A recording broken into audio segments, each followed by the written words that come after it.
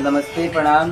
हम आप सबके गायक अनजान पवन और आज आप सबसे बता दी कि हमारे बहुत ही जल्द निर्गुण आवता हमारे यूट्यूब चैनल अनजान पवन ऑफिशियल के माध्यम से।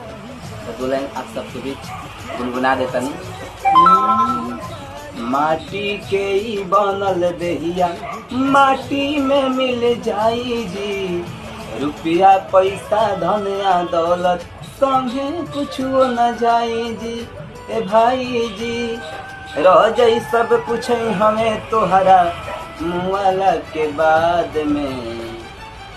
सुंदर शरीरिया सुंदर शरीरिया के दिन तोहर जान जाई आग में। सुंदर शरीरिया तोहर के दिन जान जाई आग में।